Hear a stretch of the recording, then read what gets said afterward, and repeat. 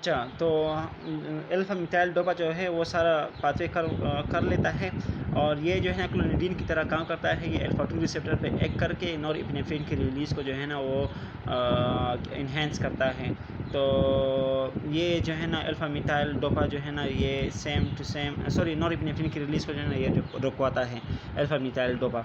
अच्छा, ये सारे ड्रग्स थे सिम्पैथोमाइमेटिक और सिम्पैथोलाइटिक। जो पैरासिम्पैथोमाइमेटिक है और पैरासिम्पैथोलाइटिक यानी कि पैरासिम्पैथेटिक एक्टिविटी की इन्हेंसमेंट करने वाले और पैरासिम्पैथेटिक एक्टिविटी की जो डिक्रीज़ या इनहिबिशन करने वाले, पैरासिम्पैथेटिक एक्टिविटी की डिक्रीज़ करने वाले, तो पैरासिम्पैथोमाइमेटिक एंड पैरासिम्पैथोलाइटिक। इनमें जो है पैरासिम्पैथोमाइमेटिक वो ड्रग्स हैं जो कि पैरासिम्पैथेटिक एक्टिविटी की स्टिमुलेशन करेंगे। तो ये फर्दर क्लासिफाई हुए हैं इनटू डायरेक्टली एक्टिंग, एक इसमें डायरेक्टली एक्टिंग है, डायरेक्टली एक्टिंग ड्रग्स हैं। तो डायरेक्टली एक्टिंग ड्रग्स वो ड्रग्स हैं जो कि जो रिसेप्टर्स हैं इनके उन पे एक्ट करके और उनकी स्टिमुलेशन करवाते हैं। एसिटाइलकोलिन के जो रिसेप्टर्स हैं उन पे एक्ट करके उनकी स्टिमुलेशन करते हैं। ये निकोटिनिक और मस्करीनिक दोनों रिसेप्टर पे एक्ट करते हैं।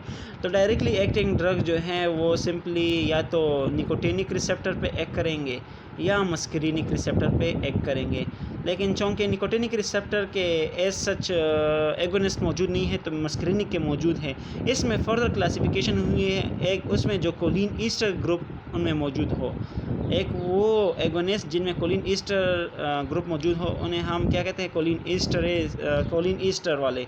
और इनमें जो है ना एसिटाइलकोलिन आता है। एसिटाइलकोलिन जो है ना ये पैरासिम्पैथेटिक एक्टिविटी की इन्हांसमेंट करता है, लेकिन इनकी एक्टिविटी बहुत कम होती है, इस वजह से ये एज आ एगोनिस्ट यूज़ नहीं होता। बल्कि इनमें जो है ना ज़्यादा जो यूज़ है वो बेथेनिकोल है। बेथेनिकोल ये nicotinic, it is simply muscarinic receptor stimulator. Then is methacholine and carbachol. तो एसिटाइलकोलिन है, बेथेनिकोल है, मेथाकोलिन है, कार्बाकोल है। ये ड्रग जो है ना ये कोलिन ईस्टरेज वाले हैं। इसके अलावा इसमें जो एल्कलाइड्स ग्रुप के हैं, एल्कलाइड्स में जो है ना पाइलोकार्पिन है और मस्करीन है। ये जो है ये मस्करीनिक रिसेप्टर पे एक्ट करते हैं, लेकिन इनमें जो ग्रुप है वो अल्कलाइड ग्रुप है। तो ये सर्टन डायरेक्टली एक्टिंग थे। जो इनमें इनडायरेक्टली एक्टिंग ग्रुप है, इनडायरेक्टली एक्टिंग एगोनिस्ट है पैरासिम्पैथोमाइमेटिक ड्रग्स जो हैं, तो इनमें या तो रिवर्सिबल आएंगे यानी कि ये रिवर्सिबली एक्ट करेंगे। ये इनडायरेक्टली एक्टिंग ग्रुप जो है ये एंजाइम कोलिन ईस्टरेज पे इनहिबिशन करते हैं, जिसकी वजह से एसिटाइलकोलिन की डिस्ट्रक्शन नहीं हो पाती, वो डिस्ट्रॉय नहीं होंगे। तो ये एक रिवर्सिबली मौजूद है, एक इरिवर्सिबल है। रिवर्सिबल जो है वो है फाइजियोस्टिगमिन, एक इसमें पायरिडियोस्टिगमिन,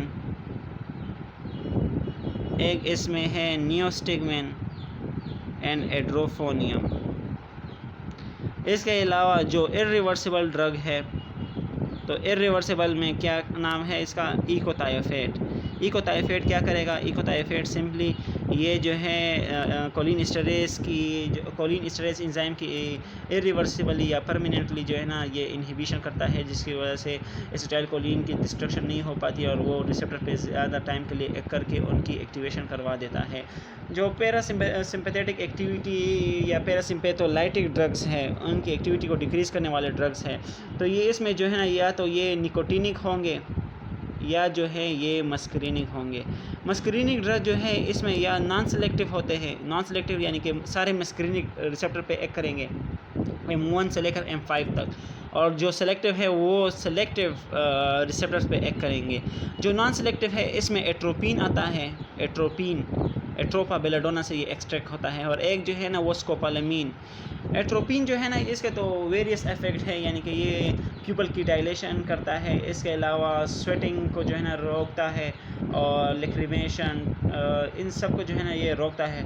और जो स्कोपोलामीन है तो ये तो उल्टियों में यूज़, अगर किसी बंदे को जो है ना ट्रैवलिंग सिकनेस है तो उस केस में जो है ना हम स्कोपोलामीन दे सकते हैं। अगर उन्हें नौजिया की फीलिंग आ रही है, दिल ख़राब हो रहा है, उल्टी आ रही है, तो उस केस में जो है ना हम स्कोपोलामीन देते हैं 2 से 3 दिन पहले।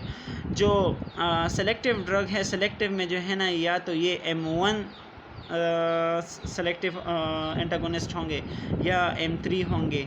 ये दो जो है ना मोस्ट कॉमन है। इसमें M1 में पायरेंजिपिन है जो कि सिंपली GI मोटिलिटी को जो है ना ये डिक्रीज़ करते हैं, और M3 में जो है या डेराफेनासिन होगा या जो है ना इप्राट्रोपियम होगा। तो ये सर्टन ड्रग्स थे। इनमें जो निकोटिनिक है, निकोटिनिक में या तो ये गेंग्लियोनिक ब्लॉकर्स होंगे या जो है ना ये होंगे न्यूरोमस्कुलर जंक्शन ब्लॉकर। गेंग्लियोनिक ब्लॉकर में निकोटिन आता है और मस्कुलर जंक्शन ब्लॉकर में जो है ना एक नॉन डीपोलराइजिंग आता है, एक डीपोलराइजिंग आता है। इनमें जो है ना ऐसी कोई ख़ास बात नहीं है। अगर इसमें कोई मसला है तो आप कमेंट करके बता सकते हैं।